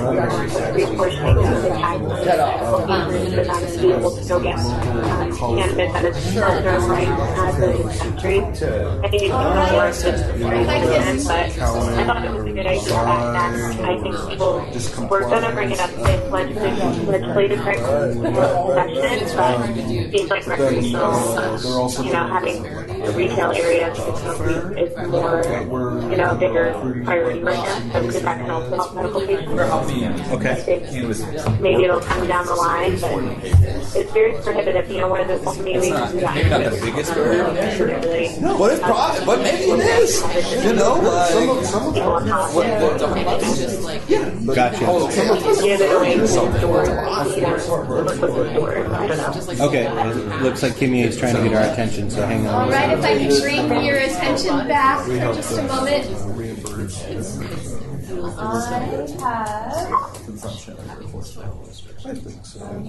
So hold that thought. We're going to break off into a little bit larger groups now. But I have group assignments. I apologize, but I wanted to make sure that we have a little bit of business experience, other sorts of organizational experience spread evenly between two discussion groups. So hold please.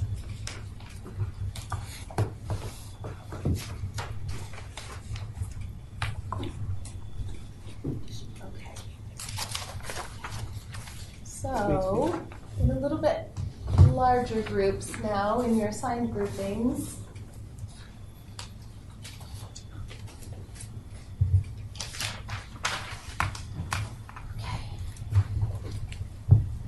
We've put some big sticky pads on each end of the table, and if you could spread yourselves out according to grouping. So over here in group A, we've got Sam, Nicole, Tim, Tiara, Catherine, and Madeline. We almost had it perfect. Get over here, Tim. And then over here in group B, we've got Laura, John, Daniel. Do you go by Danny? Danny, yeah. Danny. Got a lot of baggage. Rachel, Stephanie, and Al. So if you could just scoot over a couple seats, Al. All right, Al. All right, it's all one. Good luck down there, bro. So we're not going to do any grouping or narrowing. This is purely just engaging in discussion. And if you have things that you know that you want to carry over and add to a list right away, we can start building out that list. We'll have a much larger segment of time at the next meeting to really dive into the meat of it. But for this session, this window of time, the next 18 minutes, you have to start to put things on a list. Which priorities have you already decided that you would carry over? What new priorities would you add? And in a larger group, we can start to have this conversation, but it's definitely just initial conversation. We're going to be having this conversation over a number of meetings. So, but let's start it now. And then I'd like you to also think about how can this group ensure that the process moving forward includes input from as many stakeholder groups as possible as you start to shape what will be your priority suggestions that will inform the work of the program, the Bureau, and potentially the city. All right. Are we writing down? Yes, if you have things that you're ready to write down and throw onto the list, then go for it. Start putting them on there. If you want to use a different color for things that are being carried over, so that we have an understanding of things that have been brought up previously, and then we can get a sense of, when were those brought up, what really has been done on them, what needs to be done, why haven't they been addressed just yet. So I promise you don't want me right. I can write. I'm used to it. Unless somebody else can love it. Thank you for volunteering. Used to it. And this would be sort of like a first.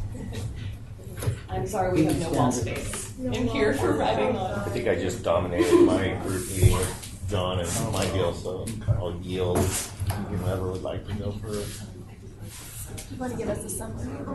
I need him to give me a summary. Should we move her on that end? Yes. Here, just bring her over. Well, actually, I did a route yesterday. Sure, it gets loud in there. I It's know. really hard to hear her. So. I go to Eugene, I think Corvallis and Salem. Okay. Once a month, I don't do it. Usually miserable. Yesterday was pretty cool, man. Those cities. And you guys can always use those chairs behind you if you want to just kind of bunch into a bunch. And it's so cool because the shops buy the most for me. I like the local shops. Like the locally owned smaller shops. Vertically integrated Canadian and Colorado. We're getting our companies. whiteboard ready. Stand by. And their parking lots sit there, which is kind of cool because people have choices down there. So that's something that really jumped out at me, and I've known it for a while, but just seeing it, it's like when we talk about the social equity and access. How do you have social equity and access up there when Laura, are you with us? connectors out there? Yep, I'm still here. Companies are out Hey, there. Laura. Businesses for This is Al. $1 just so nobody else. So our group is Like, Al, Daniel, the amount of places Stephanie, you have an and option, and you, even Laura. purchaser, they're just not there. Great. So now it's all of a sudden, I don't know. Okay. My thing is, Yeah, first question That's is what I which have on priority there. should And be yes, carried over I probably based have on an all, agenda. That's before An agenda. all the ideas from the different Conflict. focus Yeah, groups. I mean, anything that we're going to talk about. I mean, I attended a lot of the meetings in 2016, and then 2017 I was on the minority. I would make a stamp. Doing this work now, and obviously a lot of the different elements. Al and I had talked about how the city kept going can and really we're in probably have discussion an in different opportunity forums, Yeah. So probably not a whole So, lot. our group, the three of us discussed was, it's unfortunate, but it's just want to hit on real quick and then see what you guys discussed. We had the and then city we'll see which ones we want to do. Does that sound good? Yeah. Yeah, I guess it says which should be carried over. So I guess we're all getting. And this is already helping to my understanding, helping folks understand how the top three. Yeah, maybe with that, top three, sure. that nature. So tourism we talked about. I think communication will make it better. But That's what Kat and I were talking about. It's like, you can go to a winery, you can go to a brewery, you can go check out stuff, Yeah. Health Council. Can't do it. And so And they then, were talking about so equity they and, gave input on going Laura down added the donations social content. and, But I think it's just the communication is that there people don't understand why that would be a necessity for something. From research to. And Nicole, let me ask you a question because this baffles my mind. Is that right, Laura? As a grandmother and a mother, Yeah. sitting around watching I'm not sure people if it's in the high purview in cars of Portland, but and on the street Okay. and just sliding up on Kind of the like parkway, you're talking walking about down the food street. bank I mean, this is style stuff that we donation, do. people can't afford it, How that do we sort of feel thing. that We need it, the way you know. that health policy Yeah, is like helping protect our donations children from exposure? the I think funds that, that the city you know, it takes defies in. logic. I think we're talking about that you allow actually this to cannabis happen in your itself. city. Is that And not right, Laura? only that, but what Yeah. do our children see that? Oh, okay, See that actual people are donation of, smoking like, on the flour street. to- Why aren't they going to a people? cafe? Yeah. Why don't Like what's going on? hospital And what are we teaching Yeah. our children to Can't just afford it, that sort of disrespectful? thing. or to doctors, you know. And I don't doctors understand how need these health research, policy some research people facilities, feel that clinics, this things like is that. in any way Yeah. protecting our children. Is it really accepting? That might be a very big. Well, I think that continued education is vital. Yeah, would but I that be also kind of a think new that- priority, Laura? But the thing I'm is, sorry, what? Would that how be do kind we of a get new the health priority? people to understand Yeah, that it's it's a not new- true it's what a they're new saying idea. about the toxicity Yeah. of medicine. But I think, is you know, there's so ridiculous, much work first to be of all. done And we have with statistics. We reducing have a barriers job to report entry that and shows those a sort 20-year of study. justice aspects. There is no, there is There's no just so much. negative But like the pulmonary effects from cannabis. destigmatization issue is huge because having the city of Portland have, you know, the same support for cannabis Right. We've had businesses as it education does at the for any other business would be a legislature, huge and benefit to you know, the cannabis thing of it so is that that you're entitled to your people own see it opinion, as not your own set a of facts. thriving Your own business, facts. as something they And can it's really partake in, frustrating, they can especially when you're participate talking to in. I people think that's who consider important. themselves It's important for us doctors and to, scientists. you know, be treated the same as other businesses. Great. So we're going to write it on our new priorities as what should we call it? Just Yes. briefly. Don't. Yeah, it does. It does. Another one that Well, I think was probably it's been maybe it's I don't know been that over. I guess it's not a priority right away. Well, I mean, part of our what we're supposed to come up with is which priorities should be carried over and which new priorities should be added, so we can put it as one of our what new to be added as part of our 18 minutes here. So. Entry into the industry, Yeah, whether it be paying for cannabis worker permits, I don't know. right?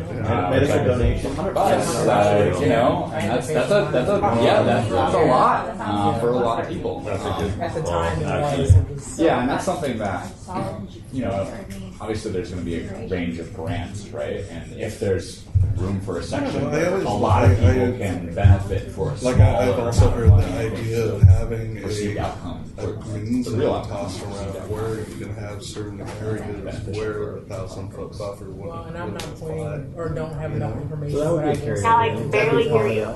money Oh, being allocated. you know, for you know, I've always some heard kind talk of- throughout the grapevines out there I don't about, wanna say audit, you know, because if that's like Portland too ever strong of a word, developed a but green just to make sure zone that what's where, about the you know, money the is more. 1,000-foot They buffer say they were gonna do would it. be kind And of, that you the know, people who are waived in supposed to that be certain benefiting district or were not area. in control of how that money is being spent. You know, again, that would kind of help with tourism too. Yeah. It should be, and So that that those practices are in line with. Good idea.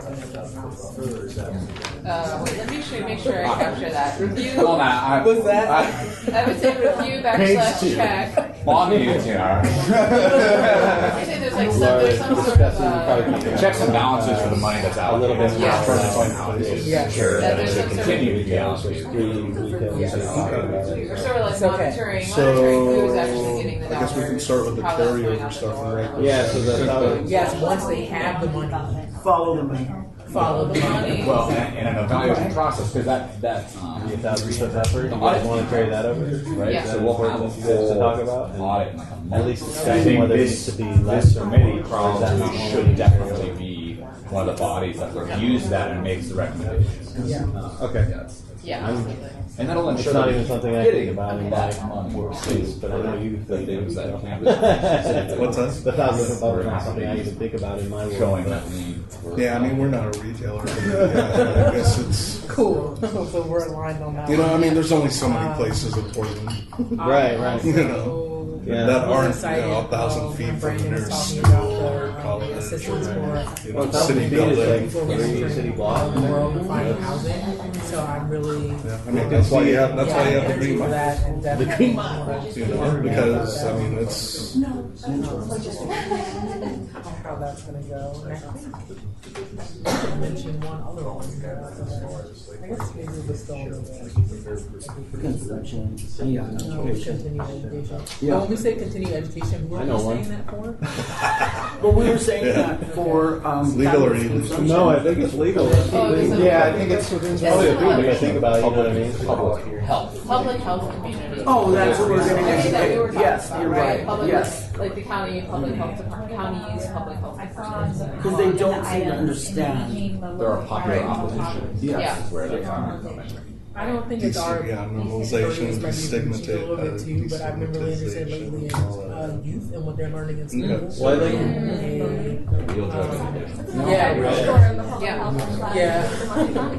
Just are we going to carry over? I'm surprised to know that DARE is still a thing. Tourism, like basically social consumption. Because I mean, I like the way the bill was worded because it did touch on so many. I want to share different the aspects, legislature. I had a class temporary county, events, county, tourism, county social teacher consumption that used to actually call Oregon Normal and have me come in and teach kids how to lobby. You know how so what they wanted, and it was such a valuable program. In talks with people that. But I think that's something that we need the city to do was in Multnomah County because this is Clackamas. Looking into, Why aren't we doing something that the state doesn't do something, but I haven't verified anything further than that. I'd be curious that would fall under the access, government relations people. People being rather than just giving people access to jobs in this industry, it's blocking people from being owners and owning a business. So the carryover, then probably tourism, social consumption. Yeah. Well, opening it up. I'm sorry, I missed big corporations. You all right with that, Laura? No, I didn't hear it. Oh, another Didn't want to interrupt the thought. We're trying to just come up with 3 carryover items in our group. And the first one is the social equity. It's always worth the amount. The second one we've got right now is tourism, social consumption, and then the new priority that you had mentioned, which we're still trying to come up with a name for. Well, for the carryover, you guys have economic development, right? We do, yeah. It's social equity, economic development is kind of a one thing, yeah. And then tourism, social consumption is number 2. Number 3 is blank, and then new priority number 1 is what you suggest on the donations. So, we're trying to come up with a name for it. Compassionate giving. Donating. Yeah, that's a good one. Compassionate. Yeah, Al. Nice. It was not a previous priority or one that is listed here, but it's one, and this is Laura also mentioned about this. I'll have to disclose it and potential conflicts. The mayor's office asked me to write a memo. I like that idea because obviously the marijuana worker permit is an OLCC thing, but I think it'd be kind of cool. And there was like a whole bunch of stuff. There's a whole bunch of stuff. It was from eliminating 1,000-foot buffers for retailers that wanted to open on like the central east side. Well, I know we cover it for our employees, but I know that there's quite a few people who don't even think of applying for cannabis jobs because they're like, oh, that's so much money, I can never afford that. So, I think there's it's important to bring our unemployment and opportunities in the cannabis field. Well, and then construction. But sharing facilities like self-made, all those places, because we either have someone following us or not. And another consideration there not was doing anything wrong, or we got our permits, and 5 of us got it, so it costs finding ways within existing law to create probably designated places for and it wasn't, it's not part of cannabis that does part of our bid or whatever. It's like, oh wait, we have to get that. Not in public, not on an OLCC license. That would almost be part of like economic development, I guess, if you're trying it's just to like build if you do not do these things, then you can. It's really weird. Workforce development, I guess, would be part of economic development. So like we do work in the city of Sacramento, and the city of Sacramento is actually partnering with the Sacramento City College to go ahead and develop two separate events technically that are happening at the same time. It's really cool, and then it'll we just be go everywhere down there. not just obviously. I don't know. I mean, I don't think everything it's from really counting like certificates regulated. It's legally defensible, but it is not clear as to what a viable structure. And that's where like the ambiguity is a barrier to entry for a lot of people. The only people who are doing events in the City of Sacramento is also that have developing attorneys for jobs in cannabis. Yeah. Jobs.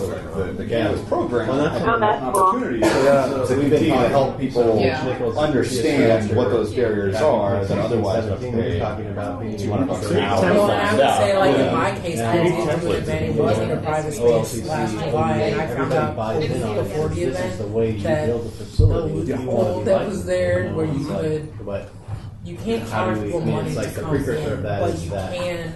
Like in my case, I was asking them to make a donation to charity that in this case it probably for women, just mothers in blends prison.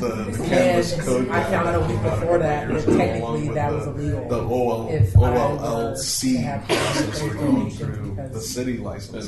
They were asking for money. Well, but it wasn't like it had maybe just changed like within like 3 months time or something like that. Because that was not the case before, but just how people were coming in. Right, for training. The other layer is and then everybody's paying doing it the same in way. order to Like get access to breweries events in or, which there might be wineries or Right. something like starts that. to fall where under the they're doing definition of incubators on this is the best consideration, way to which do means this. you are and paying good for cannabis, cannabis, which you cannot do unless I think definitely there's a lot of city support that other businesses have, several and other layers businesses of have that kind of support. confusing. Yeah, getting stuff. city support for that sort of incubator. Most of so them. that could be Right.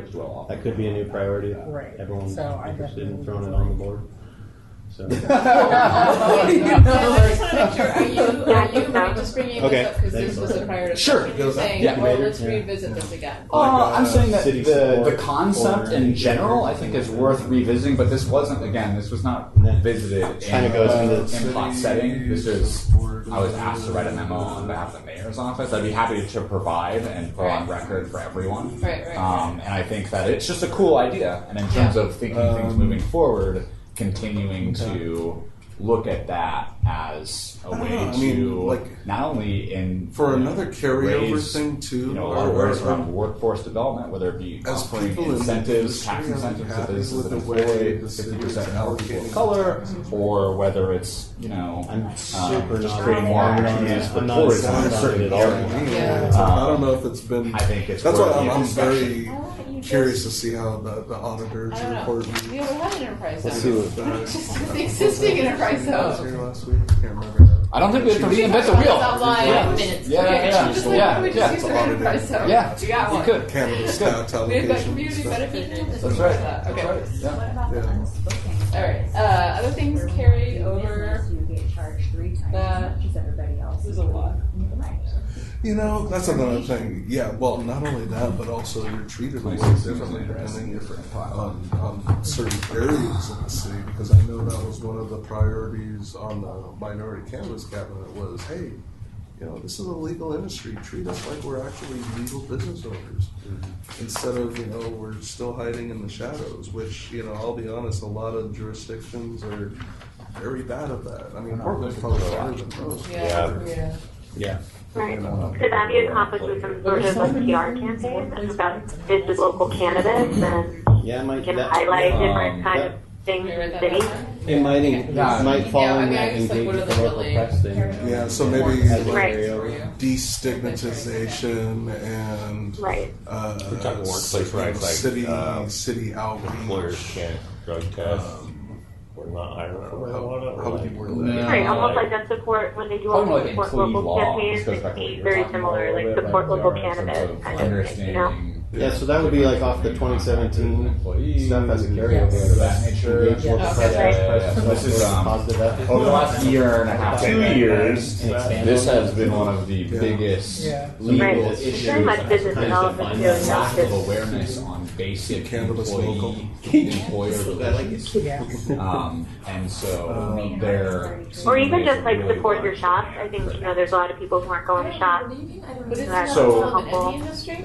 more so in this industry, There's at a least lot of content. it's so rapid and so fast. So Right, it's kind of wild. if I'm a dispensary and I'm hiring PR to work as a bud tender, and I don't necessarily have legal counsel that's drafted. Just trying to look at the old stuff here as we're talking about it. Whatever, and I'm paying this person security So there may be some method to the. Well, I'm not saying it's not the other side. There's a ton of confusion out on Do people hire people not necessarily knowing how they hire? I was like, I'm feeling that provide economic development support for cannabis businesses workforce also, development because I and like know having what happened in the people past. from vulnerable communities People, or underserved because of communities, the cash with flow the hardest economy parties that laws it in is, the past for us, come in and and they're then younger, like we we're gotta not wait getting for this our kind next of harvest education before about we how, get like paid. if you're 21 years There's no old, way for Trimmers. most people to Let's get just loans say trimmers as the to primary pay for their it could construction, be and then we're anyone, sitting they're there young and they don't financing know these the people difference not between paying. what it means to have your taxes taken out. We got Or that they have rights. Yeah, or that they have rights. Even that Well, they they kind of are. Right. They're paid in right? Hey, we're a member of MAPS. 101. Oh, I know. Yeah, we go to Woodburn or Wilson or whatever it is, like twice a week. Because they don't wouldn't know what was understand what's their right or rights. wrong. We had to start, I mean, So we had to do a it's cash-based especially a business just like a farm. I hate First to started, interrupt. you're just building. Conversation midstream, Don't put it but on the this is definitely video. part Yeah. one of a multi-part conversation. There ain't no age. Are we Al, I think you should Are we put your closing note up? there. So you So, So that we if remember you what we were guys talking about there. can Local decide campaign, on one, whatever that. one to carry over that you'd like to report out to the group right now, and one new one that you'd like to report out to the group right now. We're gonna continue this, pick up where we left off at the next meeting. I know. Or I mean, We're going to submit all and choose your priorities. How about that? well, this is part one of this conversation. I know that 25 minutes is definitely not enough time to determine and have a discussion around everything that should be carried over, new things that should be added. So it's really just an initial. It's just a discussion. Initial discussion. Yeah. All of these will be brought back to the next meeting. They're also going to be incorporated into the minutes, so those will be shared with you as soon as those are ready. And we will pick up kind of right where we're leaving off at the next meeting. We had to make extra space in this meeting for the public officials training, so I really appreciate you guys being flexible in this process. But if there's one thing that you were excited about that you want to share with the group, is there one thing? The public consumption? Yeah. I do. I think that would be a good one because we need to re-educate. It's actually, Help people. there's two things around public consumption because it was about the education of the public. Yeah, okay. Do you want to share with the group one item on your list that you were excited about? Is that it? Anyone? Yeah. I mean, At least at this point. I think one was. I feel like I'm not the best. I don't know, Nicole or Madeline. You want to talk about the public health? Well, the community, public. and the other was there was another. Yeah, the public health policy that we're allowing, and we're not allowing, but desperate cannabis consumers, some patients are out in the street smoking, in the shadows. And I say, why don't we re-educate or continue the education of public health policy? Because they say that they don't want cannabis cafes or lounges because it exposes our children to cannabis smoke. I don't know how. I'm like, wait, what? So I don't see how allowing people, because how are you going to arrest all these people? First of all, we don't want that to happen. But people are out there smoking in their cars, under carports, trees, hiding in the shadows. And our children are seeing this and they're exposed to cannabis. I don't understand how health department doesn't see that, and it kind of defies logic that you're not using common sense. Because we put alcohol behind closed doors. We put tobacco behind closed doors. So it's social consumption Is our big issue. is a big one. Oh, everybody thought it was. I was just going to say it's a combination of social consumption and education that we were talking about in that context, and especially when we're talking about youth who are seeing this and who are impressionable. They think your point was that they see people breaking the law, so they think that you can casually just do that because the adults are too. And I think that we kind of talk a little bit about what education looks like in schools for youth. as they grow up in this new age of legalization in a state where it is currently legal. Shifting the conversations. Right. It's teaching our children to just respect the law, and we need to educate health about that, health policy people. The good people at health policy is the way I get it. Sound very passionate. They're confused. Would you like to share one thing for now, just with the group that you're really passionate about? And we will go into a bigger discussion at the next meeting. Yeah, obviously we concur with the tourism and the social consumption aspect of it. Again, safe and legal places to consume. But our number one was carrying over. Obviously, the looking at a lot of things through the social equity lens and economic development. Again, no industry, then really it's not going to move forward. So we need the industry. And all the stakeholders, the city, and the public, to go ahead and keep this a vibrant industry going forward into the future. So, thank you, and thank you for allowing me to cut you off temporarily. But we will absolutely dedicate a large chunk of time at the next meeting for continuing to delve into this and flesh it out. And starting to do some grouping, and if you're ready at that point, then to start talking about who else do you want to bring in to help inform this conversation. I would like to use a few minutes here to just review that we're still in search of a chairperson and actually 2 vice chair people. A few of you reached out to me to let me know that you might be interested in this, so here's an opportunity. I have a little space for self-nominations right now, and then we will start off the next meeting with a vote. If you are interested in nominating yourself for either a chair position or one of the vice chair positions, please let the group know, and also tell us just a little bit about why you'd like to volunteer for one of these leadership positions. Fine, I'll just go. I'm just gonna look at you. That's fine. I should have known this enough. I told Kimmy that I was interested in becoming the chair, and I say this because I consider myself to be a natural facilitator.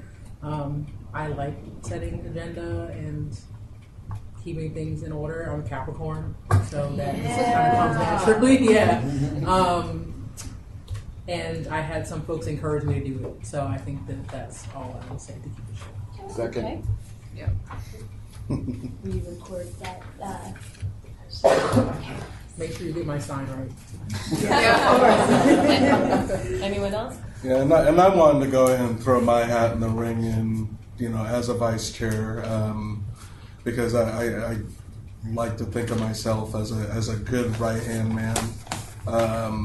Again, from my experience with some of these other groups, my experiences in other jurisdictions, been involved with MPOT, CPOT, coming to the meetings, from day one, and have always been supportive of what the city of Portland's been doing. But again, I'm here to as the backup quarterback, I guess. Yeah. And I just want to help. So. Great. And is there anyone here who would be interested and willing to step up to be the backup to the backup quarterback, or the partner to the backup quarterback? We technically, according to the bylaws currently, are required to have 2 vice chair people. And yes, we can make changes to the bylaws, and no, it's not too terribly complicated. But at this point, I think it would be helpful for us to have 2 vice chairs to help set the agenda along with Tiara. So is there anyone else who would be willing to step up? And besides my amazing leadership abilities, just in the interest of moving this forward, I'll be Al's backup. Okay. So we have nominees for each of the positions. Is there anyone else who would like to nominate themselves? Okay. So we will have an official paper ballot at the start of the next meeting, and we will record your vote, and then I will work with the chair and vice chairs on setting the agenda for following meetings from there. Bring some donuts. Right. We have just enough time left for the two members of the public who wanted to speak to the group. So Mike, would you like to go first? Sure. Stand over here so we can look at each other. Hi, everybody. Mike Rockland. I've been involved in the industry since 14, more as a outside looking in. I haven't invested in the industry because I don't want to lose all my money. A little bit of sarcasm, but it's true. So I'm a public health nurse, and I've got a lot of experience in the healthcare system. And what I found the most difficult thing to do is get over the stigma for providers. That's just still here, still rampant. I agree with what you said on public health policy, and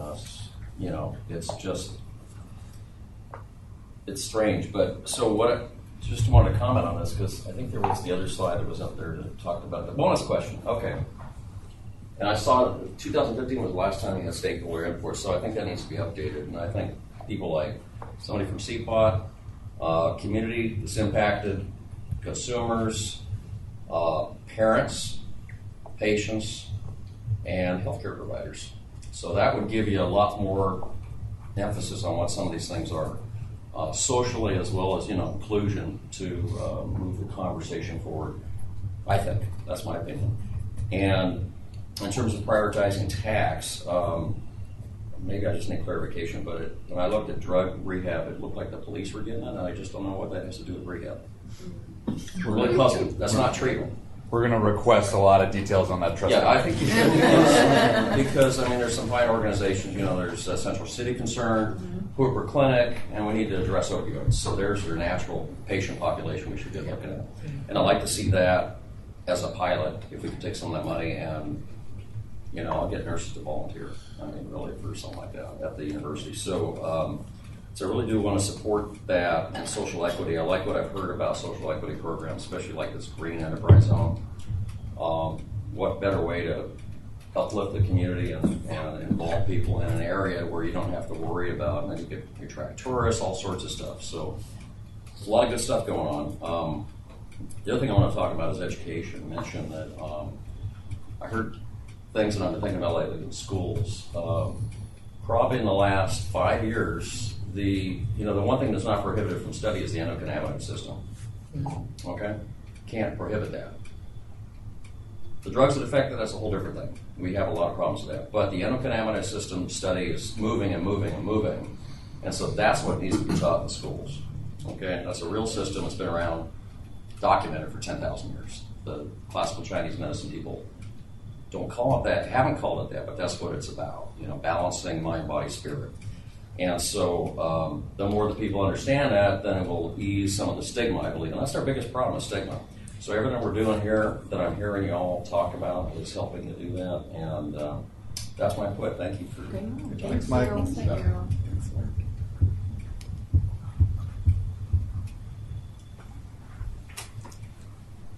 What's up, y'all? So my name is Andrea Sofia. I go by Chofas. I'm a bartender at Green Hub. Been living in Portland for about a year now, and cannabis is in the black and brown culture. So when I see the cannabis industry, I feel that it's very racist and very classist at times. So I would like to, I heard that it's open to the public, and we're talking about our youth. Yet, is youth, is that still under do they still apply as being here? And I'm talking about like 18 to maybe like 24 youth. They can still they're applying for college. They can buy cigarettes in some places. So I would really like to have maybe a workshop, and also to target black and brown youth, so that they can learn more about the vocabulary, because to be in places like this in City Hall, you really need to be more aware of your vocabulary and aware of like certain laws. And for people like me who like speak two languages can get very like tongue twisted. So I feel like going back into like education, like educating youth and like having youth still be a part of like meetings like this so that they can like, you know, be aware of what they're getting into as well. Thank you. All right, if there are no other items that anybody else would like to add at this point, I really appreciate you. I just thought of something. My name's Emily. I work with East Fork Cultivars, and we cultivate CBD-rich strains for mostly medicinal purposes. And one sector we've been noticing that's being left behind in this adult use market is the OMP patients. As it stands currently, there are really high fees to get your medical card, and you have to make very, very little money to reap the benefits of the OHP to get the lower fees. So essentially, people who are really sick and need this medicine are being taxed for their medicine, and also they don't have access to higher percentages. I think it's only 8 ounces a day they can purchase. So someone who's terminally ill needs a lot more medicine than that. And I don't know if this is the proper form or if it should be the state level, but I want to just put that on everyone's minds to consider. Thank you. Thank you. Emily, we should definitely talk after. There's a bill that's looking to address that at the state level. Yeah. Definitely. I'd love to hear more. For sure. Thank you. I just want to say that my big dream is a green hospice, because I think it's really vital for people that are you know, transitioning, they're leaving our planet. They should be able to use cannabis as much as they like. I mean, I offer them, morphine, and all hard drugs that get them all confused. Why not have a green hospice? Add it to your list. I will. I definitely will. I want it to be called Madeline's house. Right? I love it. Well, we are I think just so. over time. Thank you for the extra couple of minutes. We should have the audio posted within the next day. The meeting materials will be up. I'm also going to start posting the PowerPoint as well, so you have that on hand.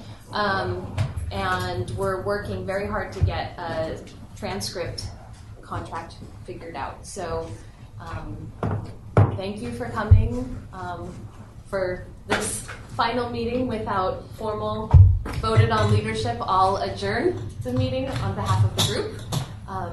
No disclosures? No disclosures? Conflicts of interest?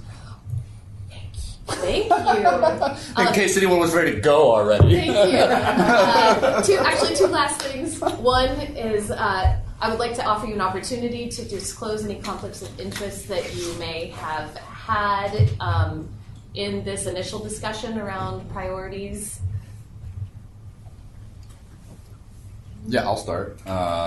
Just off the top of my head, and we can continue to update you as they pop up in our brains. Yes, thank you. As long as they get on half of us record. here have lobbied in favor of social cannabis consumption laws at the state level, and I think that there's probably plenty of political conflict of interest, and also all of that's kind of understood. And sure, there may be personal benefits at one point or another to some or all of us, and that's also partially the point.